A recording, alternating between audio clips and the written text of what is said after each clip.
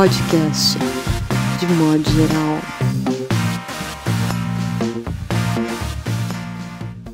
Olá, vocês do futuro. Está começando mais uma edição do podcast de modo geral, edição 42, com a estreia do formato no qual convidarei amigas e amigos para conversar sobre a vida enquanto março não chega e outras indagações e respostas não chegam. Tenho a honra de começar o podcast com uma mulher que é minha amiga, que eu admiro profundamente, respeito profundamente, minha amiga Márcia Tiburi. Márcia, minha cara, gostaria de lhe perguntar o que tem lhe inquietado nestes primeiros dias do ano de 2021. Seja bem-vinda.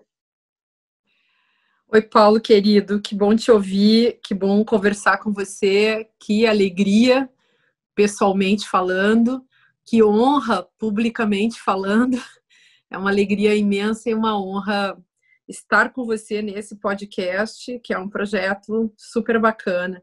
E que bom ouvir o teu sotaque gaúcho, um gaúcho, um sotaque de Porto Alegre, um sotaque marcado já pelas muitas viagens, pelos muitos outros lugares, né, onde tu viveu. O sotaque da gente é o corpo da gente, né, e ele vai se mudando, se transformando também com o tempo e em função dos encontros que a gente vai fazendo na vida, né, isso é tão bonito ver isso. Bom, olha, tô aqui confinada como meio mundo, como quem pode, né, porque quem pode e quem não tem outro jeito também, né. No meu caso, desde que eu saí do Brasil, eu me sinto confinada. Então, quando teve a primeira onda do confinamento no ano passado, eu me senti muito em casa pessoalmente, porque, óbvio, eu já estava nesse mundo muito sozinha, né? Andando muito sozinha, ficando muito sozinha. E quando eu fui para os Estados Unidos, depois fui para a França e tal. E aí, então, estou vivendo essa solidão e pensando muito no modo como as pessoas estão vivendo as múltiplas formas e camadas e dimensões, vamos dizer assim, da solidão, porque a solidão não é só a ausência de gente, né? Tem uma solidão, você vai descobrindo a solidão quando você encontra essa solidão concreta, prática e até, digamos assim, a solidão no seu sentido mais corriqueiro, mais tradicional, de estar sozinho das pessoas. Mas aí você vai descobrindo outras solidões, né? Você vai descobrindo a solidão essencial, a solidão existencial. Eu acho que também eu nunca estive muito longe disso, mas essa reflexão ela tem me tocado, assim, pensado em como as pessoas estão vivendo com elas mesmas e o que elas têm descoberto e como elas podem superar isso, porque eu acho que nesse momento também, e essa é um ponto ainda mais forte das minhas preocupações. Nesse momento, nós estamos todos sofrendo demais. Eu espero que as pessoas estejam descobrindo, quem ainda não descobriu, que esteja descobrindo a dimensão da compaixão, que faz parte disso tudo, e junto com ela a dimensão da solidariedade e da generosidade, que eu acho que são, vamos dizer assim, estou falando em dimensões, mas vou colocar uma outra palavra mais comum ainda, que é a palavra valor, né? Então, o valor da generosidade, o valor da solidariedade, o valor da compaixão e a importância prática também desses valores aí na vida das pessoas, porque a gente está vivendo também essa sensação, quer dizer, acho que as pessoas estão percebendo que não é nem só uma sensação, né? Mas chega primeiro como uma sensação, que o sistema econômico, a ideologia política que regeu o mundo até aqui, ela está em falência. Então, essa ideologia política e essa economia política, que é uma ideologia política que regeu o mundo até aqui, que é o capitalismo, não tem como assegurar a sobrevivência da espécie humana. Ela não é boa, não é por nada, não é por outra coisa. Quer dizer, ela não funciona, ela já ficou claro que ela não funciona, e principalmente, esse é o principal aspecto, do ponto de vista pragmático, o capitalismo não dá certo, ele não funciona. Então, os outros aspectos mais, digamos assim, relacionados às dimensões existenciais, metafísicas, poéticas e que tais, são outros problemas muito interessantes da gente avaliar, mas eu acho que principalmente as pessoas poderiam parar para pensar que, do ponto de vista prático, pragmático, concreto, o capitalismo não funciona. E o neoliberalismo é justamente, enfim, considerando essa fase, então, avançada do capitalismo, essa fase terrível, essa fase perversa, o neoliberalismo ele também demonstrou a sua absoluta incompetência pragmática para sustentar a espécie humana. Aí eu espero que... E ele é o contrário disso tudo que eu estava falando, da compaixão, da solidariedade, da generosidade, porque também no neoliberalismo capitalista, que é o capitalismo na sua fase extremada, nessa fase se perdeu justamente a chance de produzir esse tipo de valor, vamos dizer assim, de relações baseadas nesse valor.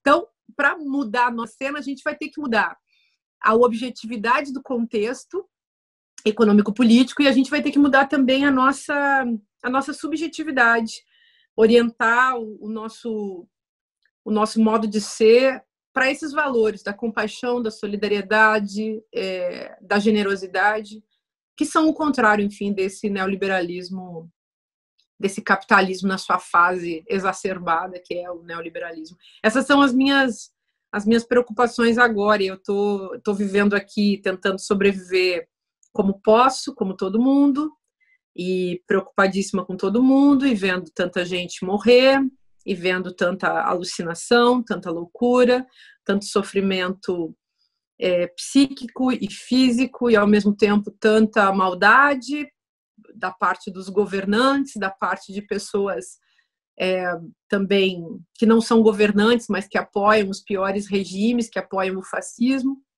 Então, eu estou triste como todo mundo e construindo diariamente esperanças. Sim. Construindo esperanças. Estamos todos distanciados de alguma forma, estamos todos estrangeiros de alguma forma dessa perversidade brasileira hegemônica que, de certa forma, quando saio para caminhar aqui no bairro que já foi teu lar, aqui em São Paulo, aqui, por exemplo, em Perdizes, e vejo pessoas que visivelmente são pessoas com instrução, com boa educação, assim, formal, pessoas que têm poder aquisitivo e andam com suas roupas caríssimas e sua saúde visível e sua pele branca, seu fenótipo, né, dominante, sem máscara. Elas não percebem essa necessidade de solidariedade que você diz e parece que, de alguma forma, estar fora do Brasil, no seu caso, que é uma consequência de ameaças concretas, não é, Márcia? A sua pessoa, também uma possibilidade única de ler o Brasil. Você já consegue identificar ou, digamos assim, profetizar dentro da sua intelectualidade, da sua sensibilidade, as características, o tom desse 2021? Como você olha esse começo de ano? Pois é, Paulo, que coisa, hein? Você está falando uma coisa super importante, essa estética das ruas, né? Então você vai para um bairro, sei lá, pega os bairros aí da zona oeste, né, de São Paulo, pega Higienópolis, Perdizes, Vila Madalena, enfim, nesses bairros você encontra essa gente burguesa, essa estética burguesa, né? O fenótipo dominante que você falou, o sujeito branco com as roupas das lojas de marcas, das grifes, aí sujeito com, você falou, essa saúde ostentatória, né? Esse corpo da saúde ostentação, e essa gente que não usa máscara, e essa gente que está, digamos, essa estética revela uma ética e revela uma política, né? E São Paulo é essa cidade, como as grandes cidades do mundo, mas acho que São Paulo é um pouco mais aterrador, É uma cidade, então, de contrastes, porque você vê, tem isso nesses bairros, aí você vai para o centro, ali onde atua o padre Júlio Lancelotti, aí você vai nos rincões, assim, debaixo dos viadutos, né? Você vai na periferia de São Paulo, as favelas de São Paulo, que são terrivelmente difíceis de se viver, que são lugares muito abandonados, que essa gente branca bem vestida aí, e cafona, né? Essa gente não conhece. E eu tenho muito carinho por São Paulo, tenho um amor verdadeiro por São Paulo, eu vivi aí vários anos, tenho muita saudade. Escrevi um livro, né, Sob os Pés, Meu Corpo Inteiro, que se situa na cidade de São Paulo, e é uma distopia, né, que me assusta até um pouco quando... Me assusta e assusta certas pessoas que me leem, porque elas veem, né, como é que pode a gente ter um inconsciente literário, né, Paulo? Tem umas coisas que a gente põe na literatura, que a gente Perfeito. põe no texto, né, que depois elas acontecem, Perfeito. e parece assim que a gente estava antecipando, né? Você também tem isso. Todo mundo que escreve tem um pouco disso, né? Depois você fica pensando, meu Deus... Eu vejo, por exemplo, que eu escrevi nesse livro um prefeito com câncer, né? Na verdade, era o governador que estava com câncer, mas naquela época o Covas não era... Quando eu escrevi esse livro, o Covas ainda não era prefeito. Então, enfim, tem outras coisas ali que... A coisa da doença, a coisa da falta de água. A falta de água, que eu coloco lá no futuro, já é a nossa história em São Paulo, né? Sempre foi uma coisa que me apavorou muito. Olha, eu acho o seguinte, respondendo a tua pergunta, eu penso o seguinte, 2015, aqui meu livro, Como Conversar com o Fascista, foi, assim, ficou meio com uma marca, né? Ficou com essa coisa, né? Era meio profético. Eu estava ali sentindo, né, o que estava se passando e vendo que certos processos para os quais as pessoas não estavam dando muita atenção, eles tendiam a se acelerar. E eu acho que, então, não se trata assim de fazer previsões, mas se trata de pensar potencialidades que podem realmente se realizar, porque elas estão tensas e com um poder de explosão e de impactar, né, a sociedade de uma maneira mais radical. Daí eu penso o seguinte, enfim, e na sequência de 2015 eu fiz vários livros, sejam os textos literários, sejam os textos teóricos, que foram nessa direção, né? E aí, todos pensando o que estava acontecendo e o que podia... O ridículo político que saiu em 2017, por exemplo, ele é uma profecia do ano de 2018. A prova de que a minha tese estava correta se dá na eleição de 2018, quando essa penca de políticos ridículos se elegem. E aí eu tenho pesquisado muito isso, trabalhado nisso. Mas o que eu acho que vai rolar agora? Considerando as tendências e considerando muitos aspectos, né? Eu acho que nós vamos nos tornar cada vez mais angustiados e nervosos e infelizes. Vai morrer ainda muita gente. É provável que as pessoas se manifestem politicamente cada vez mais.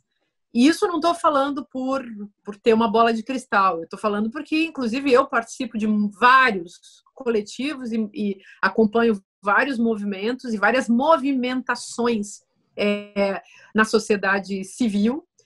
Vejo muita gente indignada e as pessoas, à medida que a indignação vai avançando, a indignação é uma posição ética, mas ela pode se transformar numa posição política. E a política aqui... Não estou falando, evidentemente, jamais precisaria colocar isso para o teu público, né, Paulo? Mas sempre é bom colocar um asterisco, né? Não estou falando de política partidária, embora também a gente possa considerar que os partidos estão cada vez mais tensos e os movimentos organizados estão cada vez mais tensos. Mas o cidadão comum, é dessa pessoa que eu queria falar. Essa pessoa está cada vez mais tensa. Ela está perdendo a cada dia mais. Está perdendo seus familiares, está perdendo seu dinheiro, está perdendo seu emprego, está perdendo seu conforto, quem tinha, né? Tô falando que quem tem está perdendo, quem tem menos está perdendo muito, quem tem mais está perdendo menos. Essa é a equação também que rege aí os momentos de crise entre as classes. Mas as pessoas estão perdendo, as pessoas estão infelizes, as pessoas estão ameaçadas, as pessoas estão sofrendo, e a tendência então subjetiva, é que as pessoas se tornem cada vez mais ansiosas, nervosas, enlouquecidas e, óbvio, haverá pessoas que terão problemas emocionais muito sérios, como já está acontecendo. Outras pessoas vão transformar isso em luta. Às vezes as duas coisas. Pessoas que transformam a sua dor, o seu luto em luta. Isso aí é básico também no setor, né, da movimentação. Porque tem um custo aí, né, Márcia, de quem se envolve, né, de quem se engaja e quem entra nessa linha do ativismo, né, do engajamento. Tem um custo psíquico, emocional muito sério, né? Pois é, Paulo, e dá um maior trabalho. Mas, assim, eu acho que é legal sair, falar uma coisa assim, desculpem falar desse jeito, mas é legal tirar a bunda da frente do BBB e fazer alguma coisa, sabe? É legal você colocar o seu métier, se você é design, se você é relações públicas, se você é jornalista, se você é estudante, se você é dona de casa, não importa. É legal você fazer coisas junto com os outros para movimentar a percepção, a mentalidade e também provocar assim uma pressão social para que, de repente, sei lá, pensa 2021, uma pressão social bem articulada pode realmente provocar um efeito sobre os deputados do Congresso Nacional e causar um impeachment. Isso já aconteceu no Brasil. A gente pode fazer isso de novo. E eu estou acreditando que isso é possível, sabe, Paulo? E eu estou acreditando muito que na esfera do ativismo, que é movida por solidariedade, generosidade, e, claro, com todas as falhas humanas, né? Mas que é movida por compaixão, que é movida por angústia também, uma angústia positiva, né? Uma angústia pedagógica, uma angústia que vai ensinando a gente. Eu vejo ali muita beleza e eu estou acreditando que as pessoas vão para frente. Nós estamos fazendo muitos movimentos, muitos grupos, muita gente está fazendo muita coisa e eu estou achando isso bem bonito. Então, acho que vai ser um ano tenso, de muito sofrimento, mas um ano de muita luta. Vai acontecer muita coisa esse ano em termos de política, e isso a mais curto prazo, né? E eu acho que a longo prazo, a grande questão que a gente vai ter que se colocar, além da sustentação, da preservação das democracias, que isso aí tem que acontecer, nós temos que lutar por isso. A grande, imensa questão que as pessoas devem colocar no seu horizonte é a questão ecológica. Essa é a grande questão. Então, políticas relacionadas ao ecofeminismo, ao ecossocialismo, essas políticas são as que aquelas nas quais nós precisamos investir. Para mim é isso, sabe? Perfeito. Com essa reflexão, nós fechamos, então, o primeiro bloco do podcast número 42, com a convidada mais do que especial, Márcia Tiburi.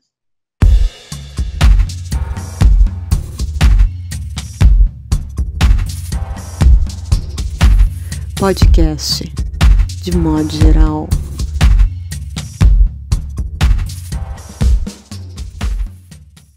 Estamos de volta. Márcia, as pessoas não terão a chance de visualizar, porque neste formato estou fazendo apenas áudio, mas há atrás de você 2 telas incríveis de sua autoria. Eu falei aqui da minha admiração sincera e profunda pela tua literatura, mas também pelos teus desenhos, e vejo 2 telas em que há ratos, sangue, numa e na outra uma serpente, uma cobra. E como você, nesse seu exílio, nessa solidão sem a qual a verdadeira artista, o verdadeiro artista, se não souber enfrentá-la, é incapaz de vencer a sua vocação, o seu, digamos, entre aspas, destino. Você está se relacionando hoje com essa sua aptidão, que é a pintura, que é o desenho? A minha vida com a filosofia é meio que um desvio de percurso, porque eu sempre desenhei desde criança e quando eu era adolescente eu fui fazer a faculdade de artes, só que eu fui fazer a faculdade de filosofia junto e acabou que a filosofia me devorou, assim, e como eu sempre fui muito demandada desde cedo, né? com aula, depois com muita mídia e muita gente me chamando por conta das questões filosóficas, eu fui deixando as artes de lado e fui realmente me dedicando à filosofia porque era uma demanda do mundo, assim, para cima de mim, né? Claro que correspondi sempre com muito prazer e eu adoro o meu mundo aí com a filosofia, essa coisa toda que eu fiquei fazendo, esses livros, essa coisa toda. Mas eu me dei conta de uma coisa. Quando eu tive que sair do Brasil em final ali de 2018, quando eu tive que ir embora mesmo daquele jeito, que eu não sabia o que ia acontecer, eu pensei, eu posso levar uma mala com as coisas que realmente me importam. Então, eu peguei meia dúzia de roupas, assim, para sobreviver, e peguei os meus velhos cadernos e meia dúzia de, assim, tubos de tinta, que eu sempre fiquei desenhando, sempre fiquei pintando, peguei meus lápis de desenho, algumas coisas, assim, que eu tinha comigo. Pensei, eu vou levar isso aqui porque isso aqui eu vou precisar. Eu nem sabia por quê, né? E aí eu me dei conta do seguinte, sozinha, lá no meio daquela neve que eu tive que ficar e tudo aquilo que me aconteceu, aquela solidão absoluta, eu me dei conta que eu muito sozinha, acho que isso deve ser igual para todo mundo, né? Quando eu tô muito sozinha, o meu natural é desenhar. Então, sei lá, tem gente, sei lá, que vai beber, tem gente que vai, sei lá, dançar, tem gente que vai dormir, tem gente que vai telefonar para alguém. Eu não, eu desenho. E aí eu resolvi me reconciliar com essa parte meio, digamos assim, que eu deixei de lado mesmo ao longo da vida e acabei ganhando uma bolsa de uma instituição americana para seguir com as artes. Depois, quando recebi esse convite da universidade aqui em Paris, eu acabei também, lá na Faculdade de Filosofia, eu acabei depois me conectando com a Faculdade de Artes daqui, então estou envolvida com grupos de pesquisa. E aí ilustrei um livro infantil, que vai sair, 2 livros infantis que vão sair esse ano. Ilustrei um dossiê da CULT sobre sonhos do confinamento, que vai sair agora em fevereiro. E estou super feliz com isso. Estou num projeto da Empena que eu fiz com a Fernanda Bueno e a Catarina Guxiquem, que vai rolar numa Empena aí próxima do Minhocão nas próximas semanas. E estou super feliz aqui desenvolvendo esse projeto. O que você está vendo aqui atrás são pinturas de um projeto que eu estou chamando de Alegorias da Colonização, é o geralzão dele, mas essas são as pinturas, são as alegorias da tortura. Então, pesquisando, trabalhando assim, eu vou seguindo os caminhos e vou descobrindo quais são os signos que estão me importando. Eu fui descobrindo muita coisa que não dá tempo de te contar agora nesse podcast, mas eu fui descobrindo muita coisa, e uma coisa que eu fiz foi começar uma série de retratos dos 370 e poucos torturadores catalogados pela Comissão da Verdade. Eu comecei a pintar camisas com os retratos dessas figuras e vai rolar durante o ano, se tudo der certo, considerando esse confinamento, uma exposição dessas camisas e dessas figuras. E eu estou fazendo uma série de retratos também dos governantes, dos governantes infames, né? Eu postei no Instagram com o Bolsonaro, o Burrei, e é o Burrei brasileiro, que vai também ilustrar um artigo aí de filosofia que eu fiz para uma revista francesa. E tô pintando essas figuras abjetas e monstruosas. As pessoas perguntam, Márcia, mas por que você não pinta as pessoas torturadas? Eu digo, porque a gente precisa criar uma memória também dessas figuras. Você sabe que eu procurei, Paulo, a imagem de vários desses nomes de torturadores acusados, catalogados e tal, e tem alguns que você não encontra uma imagem na internet. Tem uns caras que realmente eles desapareceram, assim, mas nós não podemos esquecer deles, porque eles são os agentes da coisa toda. A gente não pode esquecer de Bolsonaro, de Hitler, de Pinochet, a gente não pode esquecer do Trump, e infelizmente nós não poderemos esquecer do Biden também, porque a coisa não vai ser fácil com essa figura aí. E por aí vai, né? Então, Erdogans e Orbáns e todos esses tiranos fascistas que hoje estão aí no planeta Terra, eles têm história. Eles não são os primeiros, e espero que sejam os últimos, mas não acredito que serão. Então, estou pintando isso aí. E aí, esses quadros aqui atrás, né? Estou pintando esses animais, que são os animais usados na tortura. Então, a jiboia... eu fico horas, Paulo, olhando jiboias. Eu tenho muitas horas de visualização, porque eu não tenho uma jiboia, né? De filmes, e não dá para ir ver uma jiboia na época da pandemia. Então, eu vejo vídeos de jiboias, eu vejo as fotos e fico assim... Eu realmente gastei muitas horas da minha vida nessa observação para poder criar esses bichos, que eu tenho uma... Não que eu queira fazer um bicho realista, né? Tipo uma mimese, assim, tipo trompe-l'œil, de enganar o olho, mas uma coisa me interessa muito mexer com uma certa realidade, né? Mexer com isso. Tanto que depois eu vou te mostrar um retrato que eu fiz, esse que eu fiz do Bolsonaro, fiz um do Trump também, que assim, meu barato é pegar o traço do cara. Se eu soubesse fazer caricatura, eu fazia, mas eu não sei. Então, é um retrato, mas ele tem alguma coisa de bizarro. Então, eu fico procurando isso. Mas, enfim, os animais da tortura, né? Eu tava falando disso. Então, tinha jiboias, tinha jiboia, tinha cobras, tinha ratos, tinha baratas. Isso a gente pega nos relatos dos torturados e dos próprios torturadores, que alguns falaram. E tinha jacaré. Então, estou pintando isso também. E tinha cachorros, né? E esses animais, eles eram animais instrumentalizados, e aí instrumentalizados pelos torturadores, mas os torturadores eles mesmos já são, digamos, os sacerdotes, os empreendedores de um processo e de um sistema que é abrangente, que é perverso de um ponto de vista abrangente e universal, a gente pode dizer assim, né? Então, você vai pegar na história da filosofia o Francis Bacon, lá na época da Renascença, digamos, ele falando que era preciso atormentar e torturar a natureza. E toda a questão da caça às bruxas, da tortura que rolou com a colonização das Américas, ali, enfim, nesse período que também é a passagem do feudalismo para o capitalismo, nesse tempo aí em que rola também a Renascença, né, na Europa. Então, esse é um período bem perverso, é um período de mudança de regime econômico-político e ideológico-político também, e é pesado, e ele está relacionado ao modo como se tratava a natureza, como se tratava as mulheres, como se tratava as Américas, considerando que as Américas eram um território de extrativismo, de exploração, e nela os corpos, a mesma coisa em relação à África, né? Então, essa améfrica, como dizia a Lélia Gonzalez, né?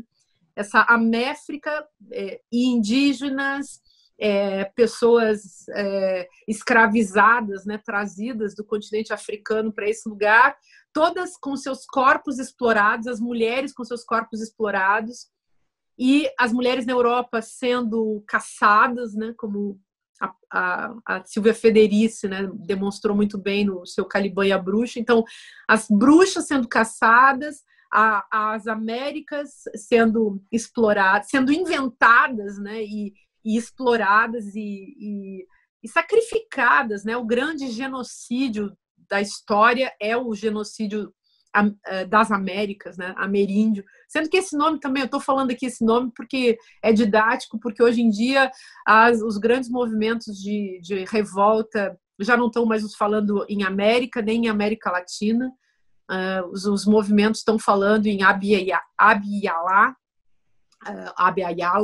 e, enfim, tem outros termos aí para falar desse território que não quer mais usar o nome do Américo Vespúcio, né? E que também os povos que foram heterodenominados pelo Colombo como índios, esses povos também não usam mais eles não usam essa expressão, e não é legal você usar essa expressão, né? Bom, você sabe disso melhor do que eu, né? Considerando o teu livro e as tuas pesquisas também. Então, Tô colocando isso assim porque para mim tá pegando muito essa questão latino-americana já faz tempo. E aqui na França, esse semestre, por exemplo, que acabou, eu dei aula justamente disso, de filosofia latino-americana, E, assim, para pessoas que não... Algumas, claro, vinham da América do Sul e tal, mas é muita gente do chamado, entre aspas, Oriente Médio, da África, né? E é interessante falar com essas pessoas porque o destino dos colonizados é comum, né? E aí eu tô curtindo muito tratar desses assuntos, só que isso tem virado imagem para mim, sabe, Paulo? Essa é a diferença.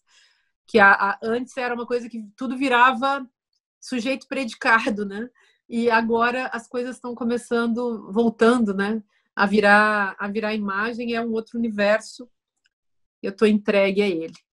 Você é uma oradora importante da nossa geração e do presente do nosso país.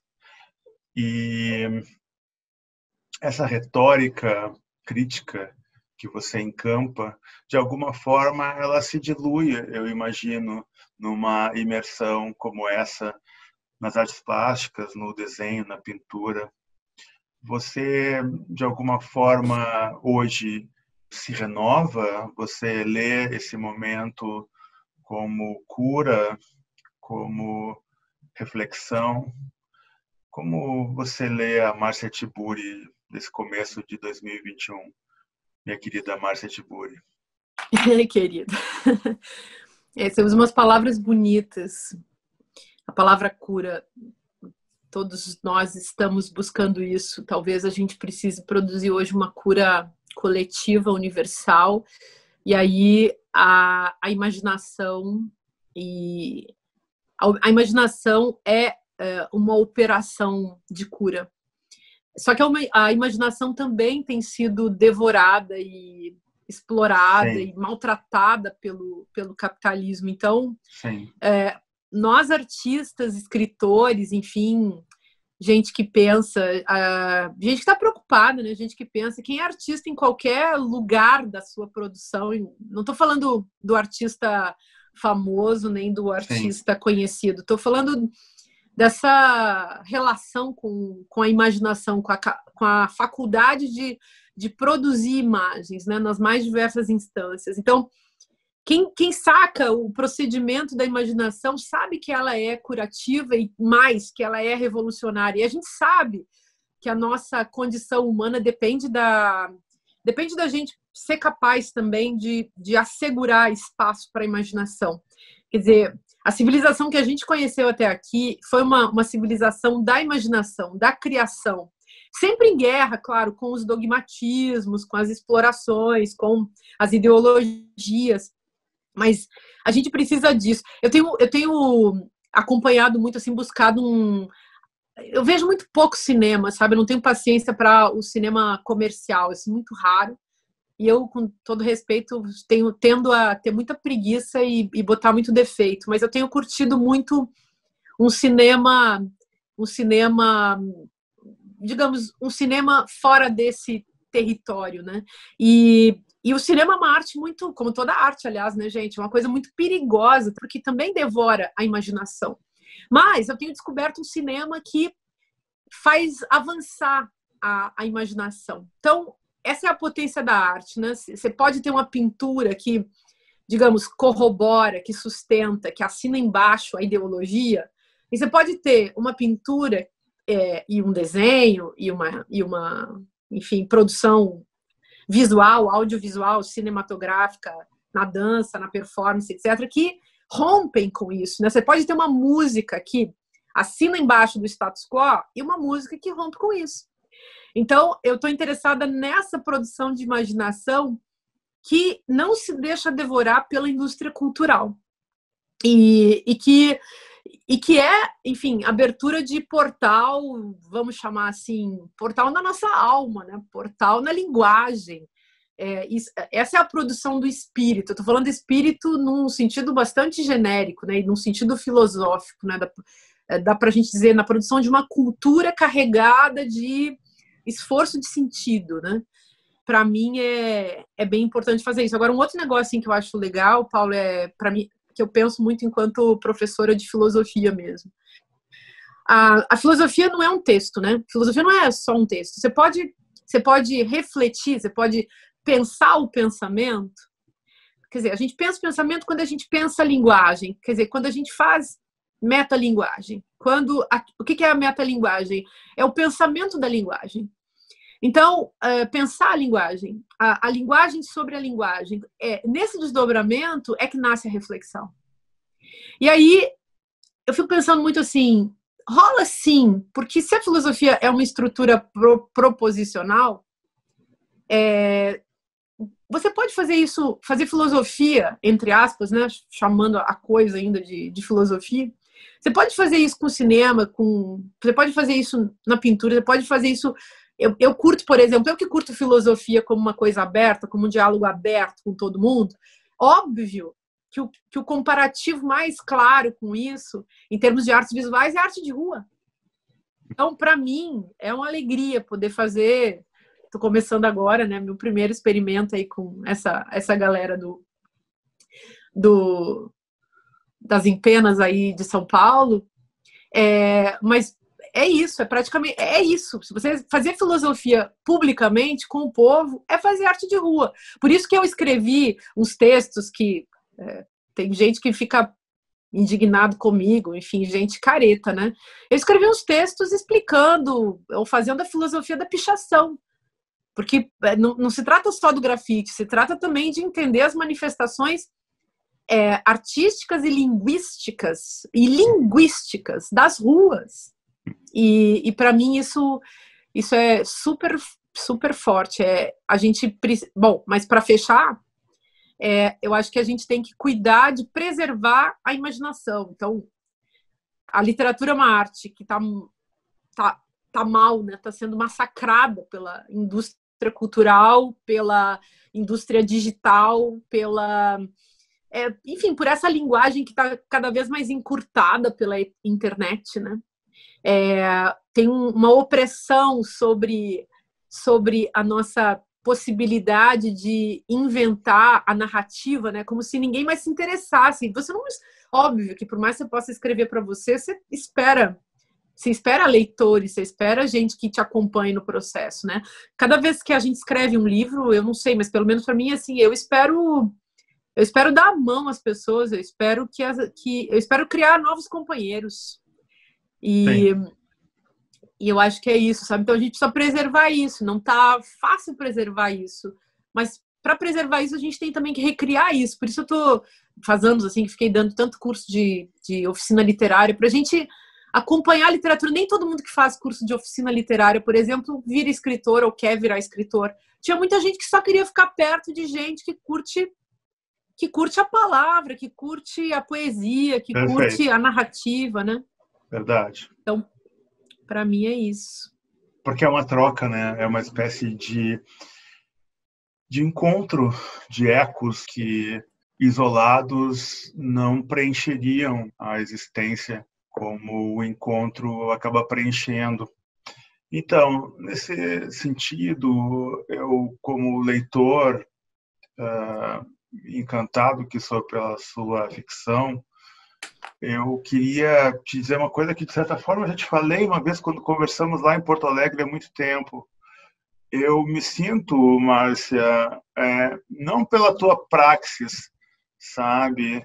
Não pelo jogo do seu elemento, Márcia, né? Dessa presença Márcia Tiburi no devir, na dialética, né? Que você provoca e assume. Eu me sinto muito mais tocado, Márcia, embora reconheça e uso a sua obra nos meus cursos, nas minhas reflexões, eu me sinto muito mais tocado pela sua ficção, pela fabulação, fico feliz, pela elaboração da linguagem e pela sensibilidade, pela singularidade que você apresenta para o mundo. Você pretende recuperar esse seu projeto?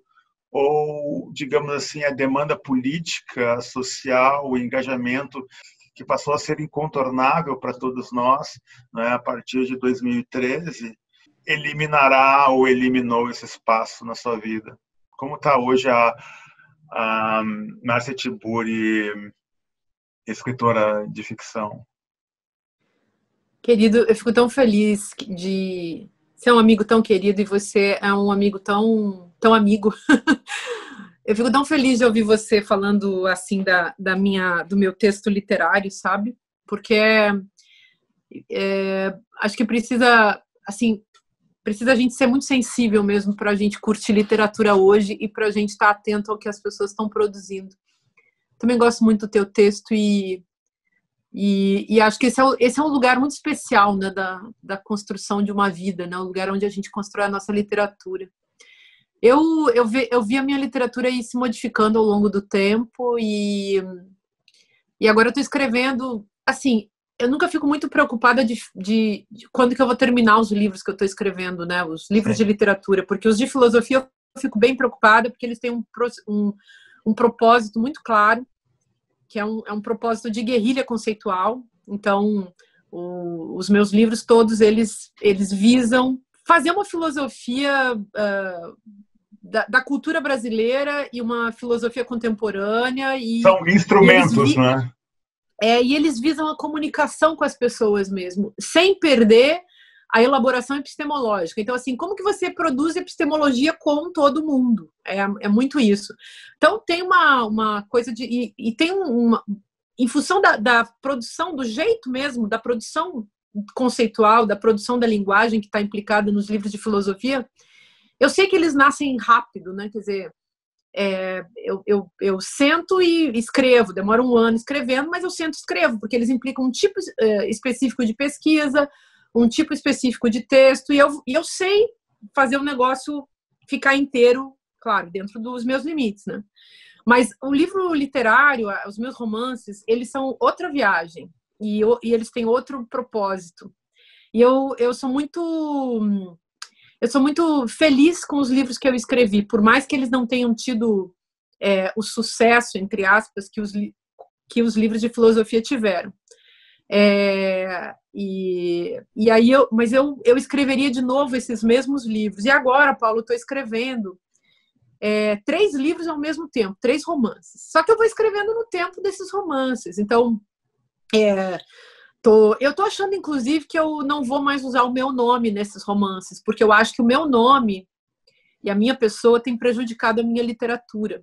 Eu vejo que tem gente que não me lê por puro preconceito. E tem gente que tem ódio. Claro, os livros de filosofia também, né? Mas eu te contei aquela história do cara o professor lá da PUC, que ia nas livrarias e escondia como conversar com um fascista, né?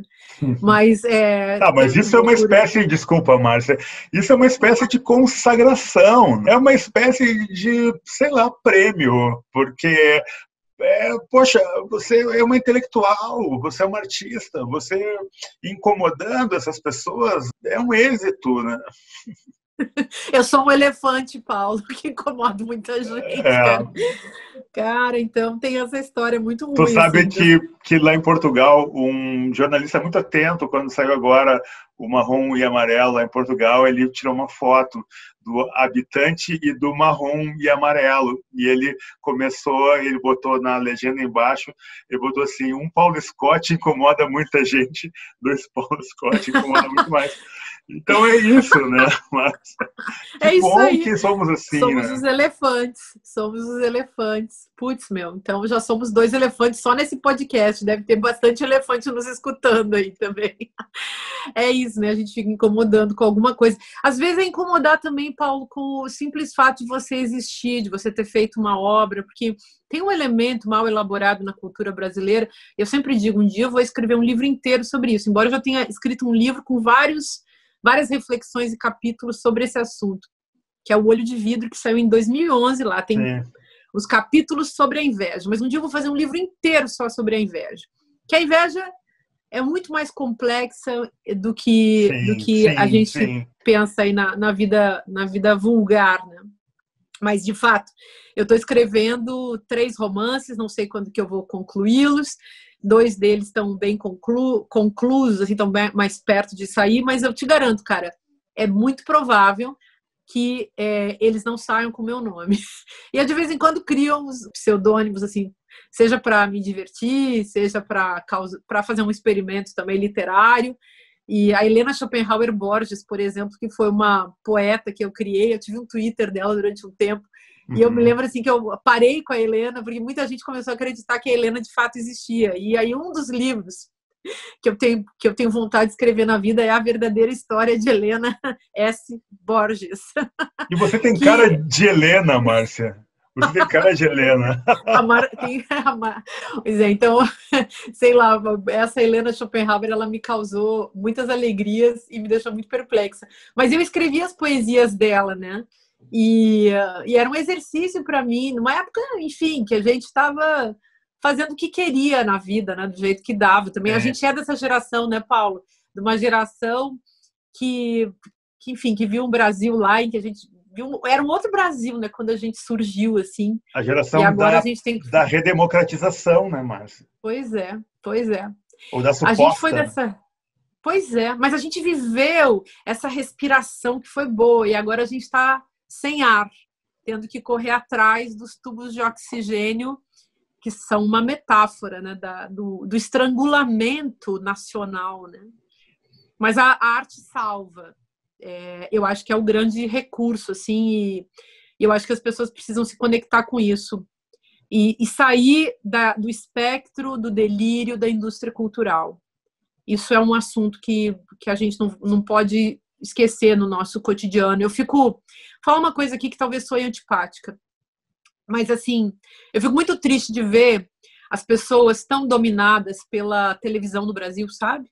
Seja pela televisão hegemônica, seja pelas novas hegemonias que surgem. Então, é muito triste de ver a falta de cultivo.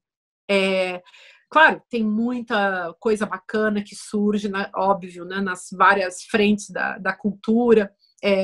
Mas existe uma coisa perversa chamada indústria cultural. A cultura é múltipla, ela é polivalente, plurifacetada, mas existe uma coisa chamada indústria cultural que é uma coisa muito perigosa, que não é legal. O que faz a indústria cultural? Ela visa tirar das pessoas a capacidade de reflexão e a sensibilidade. É a indústria cultural, enfim, o processo da indústria cultural e os produtos da indústria cultural que são responsáveis pelo esvaziamento da subjetividade. E aí, se nós não temos a nós mesmos, se nós não temos a nossa própria alma, a nossa própria capacidade de pensar e de sentir como uma presença em nossas vidas, a coisa fica realmente muito difícil. Então, desculpem que eu vou ser super antipática, mas não dá para encarar sertanejo universitário, com todo o respeito a quem gosta.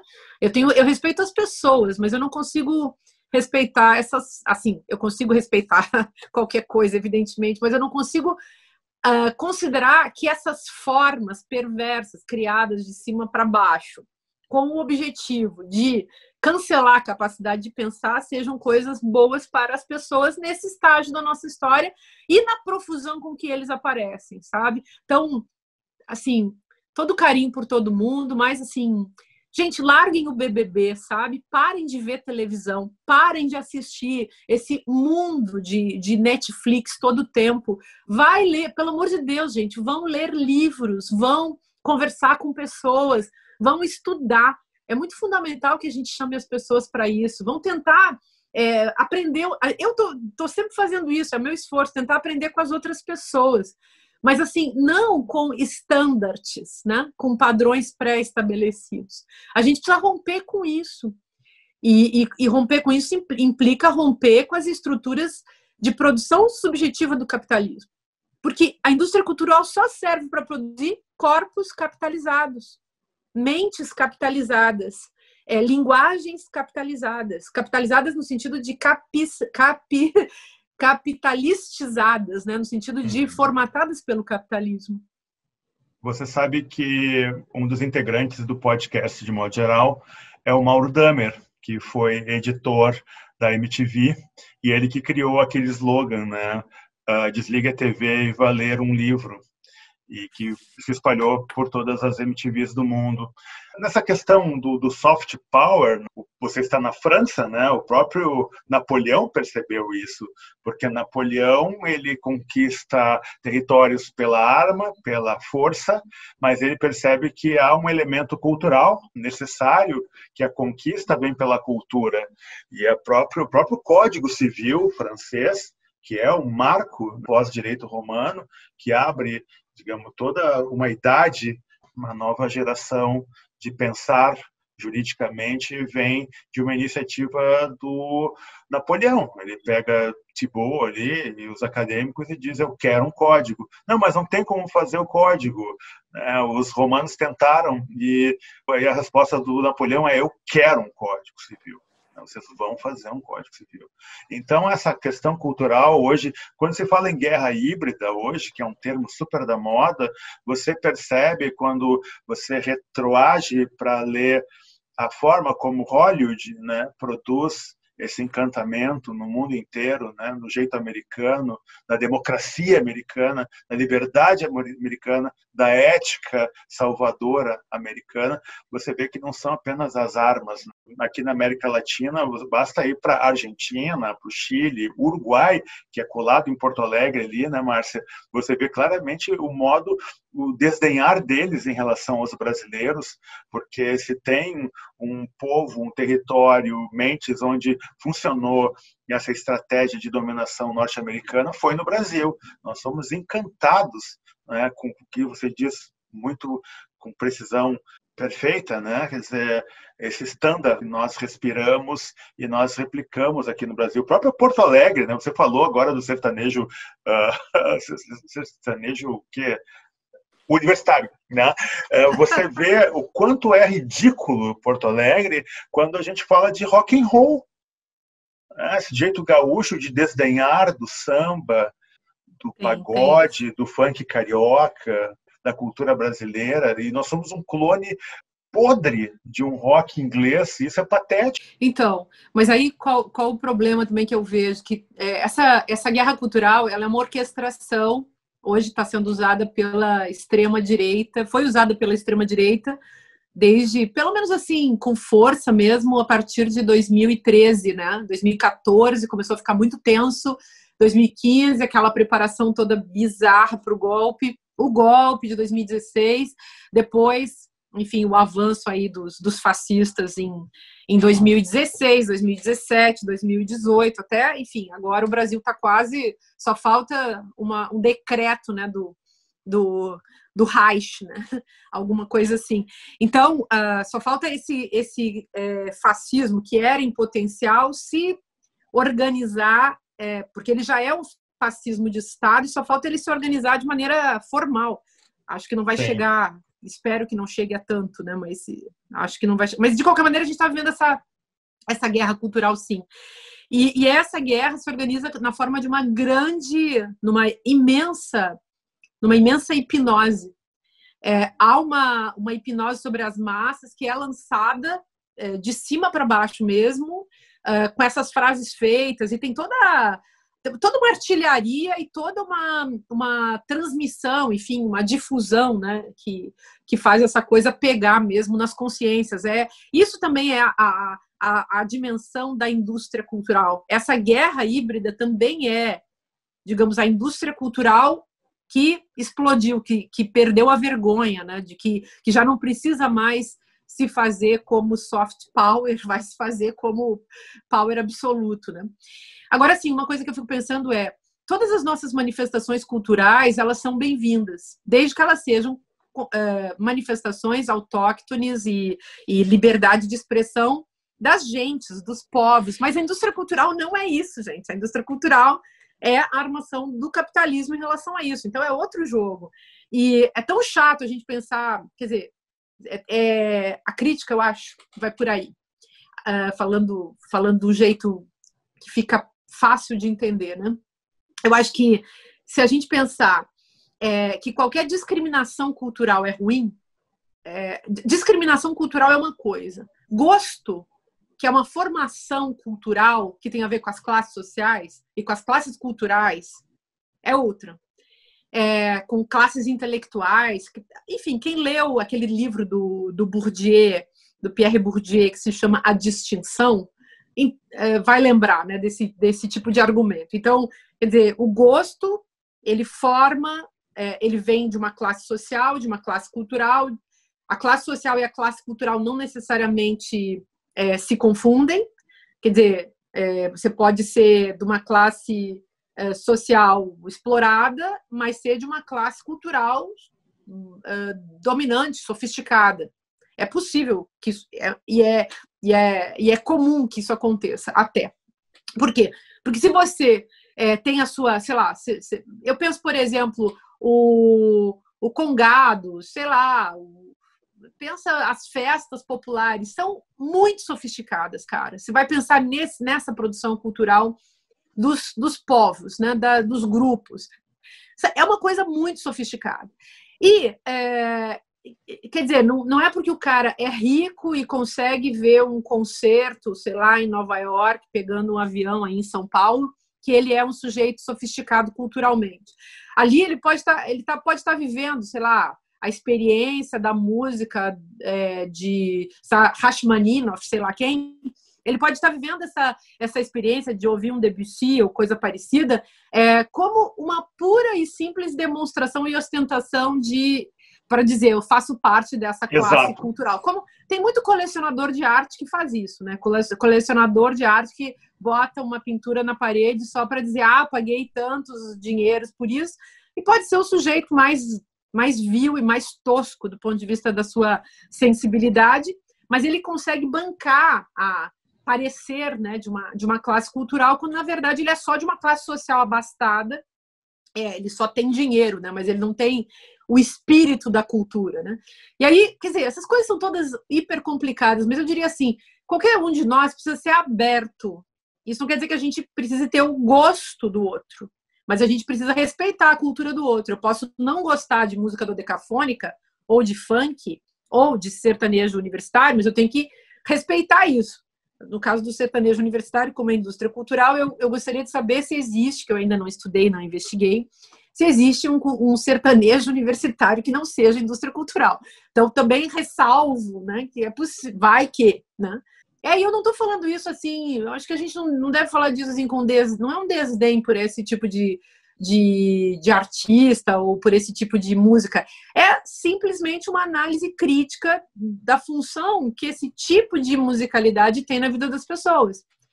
E assim, não desdenhar da cultura do outro, eu acho que é uma coisa que ajuda muito. Agora, isso não nos obriga a ter o gosto do outro. Porque o gosto, enfim, o gosto é forjado, é construído, e a gente também tem que tomar cuidado para conhecer como funciona a produção do gosto, para não usar o gosto como elemento de distinção social, do tipo, gente, eu sei o que é a Mona Lisa que está no Louvre, ela já virou, inclusive, a coitada, essa pintura já virou indústria cultural, praticamente, né? E embora o seu propósito inicial não fosse esse. Mas, enfim, esse é um território muito complexo e é interessante de analisar, porque a gente, ao analisar as questões estéticas, a gente começa a ver também as interfaces com a ética, com a política, com a economia, com as desigualdades, enfim. Nessas horas é bom ler uns Pierre Bourdieu aí, nos ajudam, né? Uns Theodor Adorno, né? Sim. Adorno, sem dúvida. Querida, para a gente fechar o bloco, no título do seu último trabalho, da sua última reflexão, como derrotar o turbotecno macho nazifascismo, a expressão turbo é o que mais chama atenção, né, nesse título. Talvez o como derrotar é o que chama mais atenção, mas tem esse turbo, né, que é muito bem colocado, e esse turbo é um reprocessamento, uma velocidade artificial, é uma brutalidade redobrada, triplicada. E queria que você falasse um pouco, então, dessa escolha, desse termo turbo, nesse título. E agora você tem um novo editor, né, na Record, que é um sujeito bastante interessante. Assim. Esse diálogo que você propõe, a obra que você está construindo, como é que você vê a indústria editorial, né, também?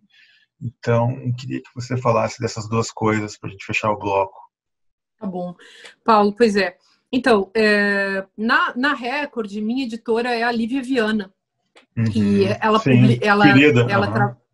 Então, ela publica, ela cuida da Rosa dos Tempos, cuida dos meus livros também, quando sai com o selo Record. E então faz anos assim que ela está cuidando das minhas coisas e acho que eu nem vou trabalhar com o Rodrigo, mas enfim, acho ele um cara bacana, espero que ele seja muito feliz. Sobre a indústria do livro, eu acho que ela está super abalada e eu não sou uma autora de livros que assim possa viver, por exemplo, de direitos autorais. Eu fico muito feliz, por exemplo, porque o Como Conversar com um Fascista até que vendeu um pouquinho lá, mas vendeu um tantinho, não vendeu muito não. Considerando o que outros livros vendem, ele vendeu realmente pouco. Imagino que ele seja muito copiado. Exatamente. Por isso que eu fiquei feliz, porque eu vi o tanto que ele foi pirateado, copiado, lido, falado, mas eu garanto, e eu posso te contar isso sem nenhum tipo de... Porque isso aí é público, qualquer livreiro pode dar esse tipo de informação para as pessoas. Eu acho que o Como Conversar com um Fascista não vendeu nem 40 mil exemplares. Uau, achei que tivesse passado 100 mil. Não. Então... mas é bastante, de qualquer forma. Considerando que romances que a gente publica vende 2, 3 mil exemplares, ou quando muito vende 3, assim, claro, os livros vendem muito quando eles vendem para o governo, né? Mas assim, no público, na vida pública, claro, tem os livros que pegam. Mas assim, eu nunca fiz livros para isso, e fiquei muito feliz, evidentemente, com os leitores todos porque ele virou meio uma bandeira, né? As pessoas levavam o livro davam de presente, mas assim, não foi um livro que vendeu loucamente, não. Ele vendeu um tantinho lá. E eu não tenho nenhum livro que seja assim, super vendido. Eu acho que Como Conversar com um Fascista teve mais fama, ele teve muito leitor, acho que as pessoas fizeram ele transitar muito e tal, e eu agradeço muito por isso, mas ele não foi um livro que vendeu loucamente. Então, não sou eu uma autora que faça parte dessa indústria cultural do livro, né? Então, bom, quem conhece a indústria cultural do livro, que existe, vocês sabem que tem gente que é ghostwriter, que escreve livro para os outros. As mulheres estão começando a se revoltar com isso. Eu tenho uma amiga, por exemplo, que fez 20 livros, uma mulher genial, que fez tipo 20 livros para um grande canalha que ficou muito rico em cima dos livros dela, mas aquela coisa de ela ficar concebendo livros, fazendo título, pesquisando, escrevendo a coisa toda, com o maior coração, com o maior amor e tal, mas sempre aquela exploração, né? Antigamente tinha aquelas histórias as mulheres que escreviam os livros para os seus maridos, né, que ganhavam prêmios e viravam escritores famosos, e hoje tem esse monte de mulher que faz trabalho de ghostwriter, e que não ganham dinheiro normal ali, mas é um trabalho de exploração intelectual que eu acho muito complicado e pesado, sabe? E também, por que as mulheres se submetem a isso, né? Por necessidade, enfim, tem que se discutir isso melhor em outra hora, enfim. Mas aí o meu turbotecno macho nazifascismo, eu ia fazer simplesmente uma reedição do Como Conversar com um Fascista, ia fazer uma edição comentada e revista e tal, mas eu vi, poxa, passaram 5 anos, é muita novidade, eu já escrevi outros trabalhos considerando isso, então vamos analisar o que a gente tem hoje no Brasil e no mundo.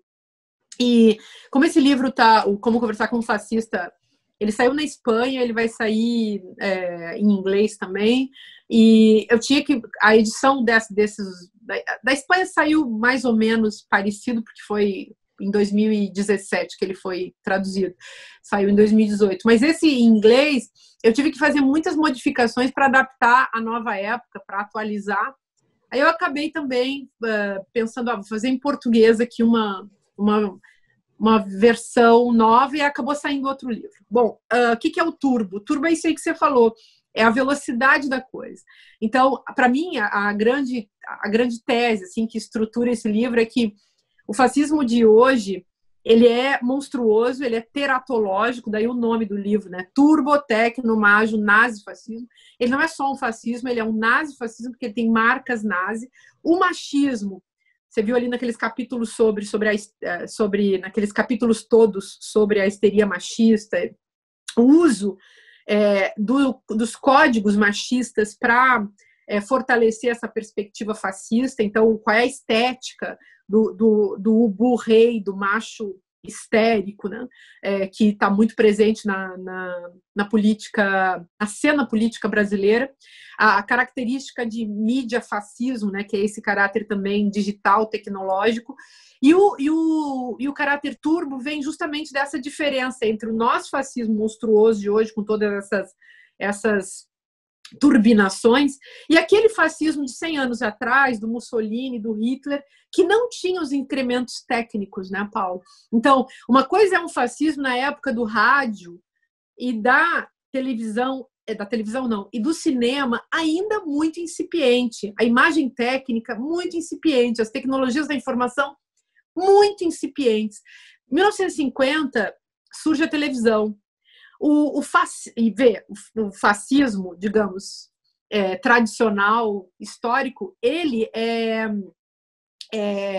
interrompido, entre aspas, também colocar isso, mas pelo menos a sua cena mais bizarra, ela é interrompida em 1945. Então, a derrota da Alemanha na guerra, a abertura, o fim dos campos de concentração, a descoberta da matança, a publicização, né, da matança dos judeus, dos negros, dos deficientes nesses campos de concentração, isso é anos 40. 1950 que surge a televisão. A televisão muda tudo. Tanto que, nos anos 60, a televisão foi muito importante nos golpes na América Latina e no Brasil, fundamentalmente. Tem uma culpa assumida pela Rede Globo, né? Então, quando a gente chega, muda então a tecnologia, porque muda a forma, muda a difusão, muda a interação humana com essas tecnologias. Não é mais aquele cinema que você tem que caminhar até a sala escura para assistir um filme raro. Agora, está dentro da sua casa, vem um conteúdo pronto que faz a sua cabeça, porque todos os meios de comunicação, do livro ao computador, ao telefone celular, são meios de subjetivação, né? E aí, quando surge a internet, Paulo, aí o negócio explode total, porque agora, se os nazistas, se o Goebbels e a turma dele, se o Hitler precisou desenhar a suástica à mão, e eles tinham lá que fazer os cartazes à mão, e era tudo no lambi-lambi e tal. Hoje em dia, você pega um aplicativo qualquer, e qualquer um de nós pode fazer o seu ativismo para o bem ou para o mal. E por isso, para o bem ou para o mal, e aí eu volto com a questão. A gente vai ter que voltar a discutir ética, porque poder fazer está cada vez mais acessível para todo mundo. Bom, foi isso que aconteceu nas eleições de 2018, né?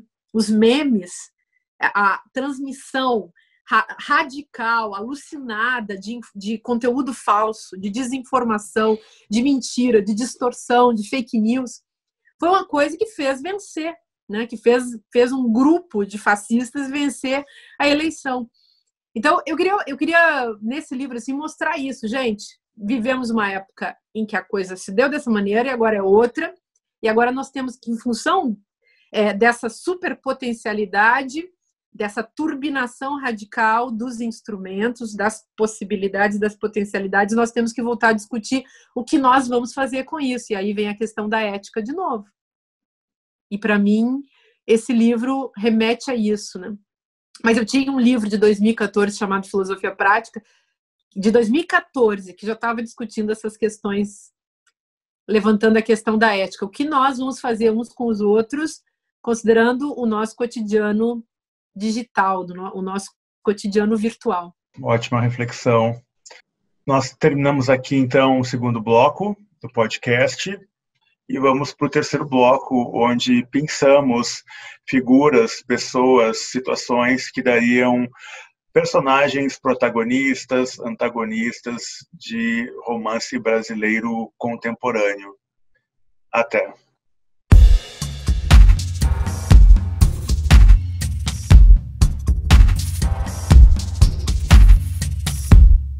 Podcast, de modo geral.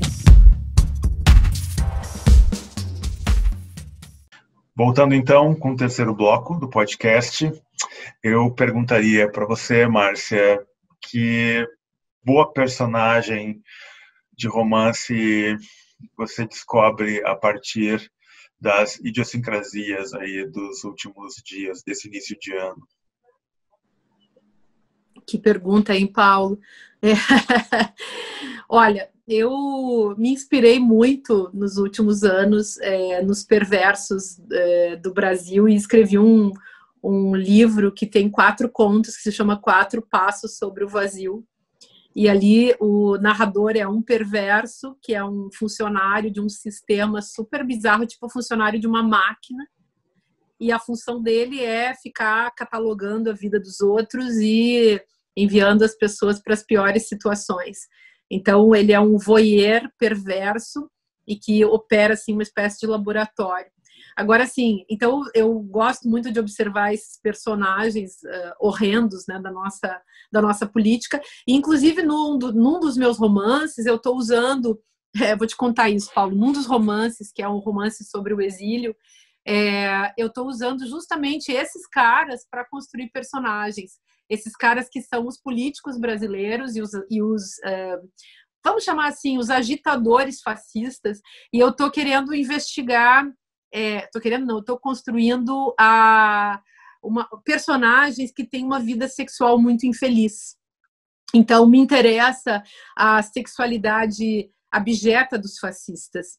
Eu tenho construído personagens que são os sujeitos perversos, mas no fundo da sua perversão tem uma vida sexual marcada pelo complexo de vira-latas, que aliás é o título do livro teórico que eu vou lançar em abril desse ano pela Record.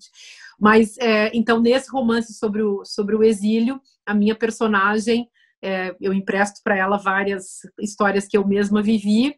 E ela é perseguida por uns sujeitos que têm muitos problemas e perversões sexuais. Esse é um dos romances. Perversões sexuais que eu digo coisas muito tristes. Eu não estou falando das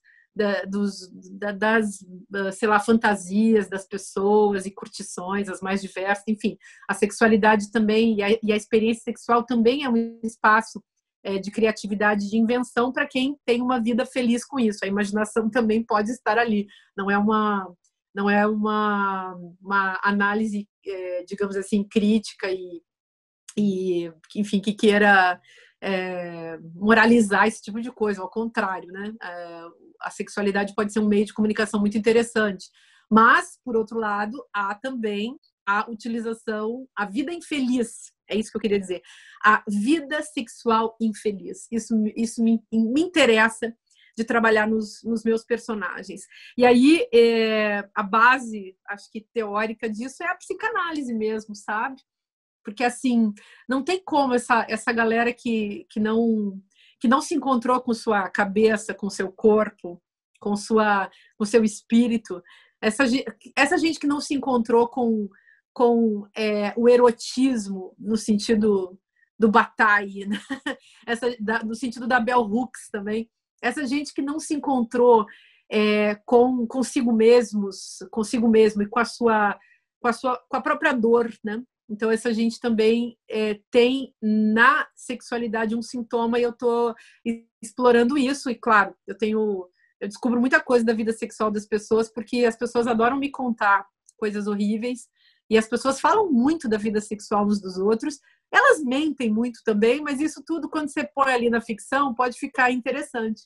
Então, eu estou coletando. Quem quiser me contar histórias bizarras da vida sexual dos fascistas ou da vida sexual de gente autoritária, eu agradeço muito. Você sabe, Márcia, que já me perguntaram qual seria o meu livro mais corajoso, e eu acho que é o ano que eu vivi de literatura, porque ele fala um pouco da perversão masculina. Muito da virilidade, da segurança masculina vem de uma perversão, assim, que é esse lugar que o homem ocupa na cultura ocidental, enfim, capitalista, etc. Aí você botar os poemas no Facebook para pegar as menininhas e as mulheres e a sua cama virar uma espécie de carrossel, não de celebração, assim, mas de perversidade, né, da sua posição privilegiada de um homem, de um escritor branco, bonito, com doutorado, premiado, enfim, uma espécie de crítica, né, a esse modelo que nós temos no Brasil, num país onde as pessoas não têm acesso à reflexão, não têm direito à literatura, né? como já falou Antônio Cândido. Eu pegaria, Márcia, um pouco inspirado pelo que você disse, eu trabalharia uma personagem de romance inspirada no Davi Alcolumbre, o presidente do Senado, que se revelou que é uma espécie de reflexo do vazio desses homens ocos que ocupam a liderança da política brasileira, porque mesmo sendo pessoas rebaixadas, sem espírito em outros momentos da história, outros presidentes ruins do Senado que tivemos, e quase todos foram ruins, com raras exceções, pelo menos havia um pouco de alma, havia um pouco de legitimidade, de autenticidade, e esse Davi Alcolumbre, ele é o homem oco por excelência, e a forma como ele está, nesse momento, esperneando para não sair dessa posição de poder é constrangedora e, ao mesmo tempo, revela o que é o oportunismo, consequência de tudo isso que você colocou, que prevalece hoje no cenário político brasileiro. E isso é lamentável e todos nós pagamos o preço dessa situação absurda e trágica. Acabamos aqui, então, o podcast de modo geral, edição 42, com a nossa convidada especial, Márcia Tiburi, minha querida amiga. Márcia, te agradeço de coração por você ter aceitado o nosso convite. Obrigado demais. Obrigada, Paulo. Que lindo. Adorei.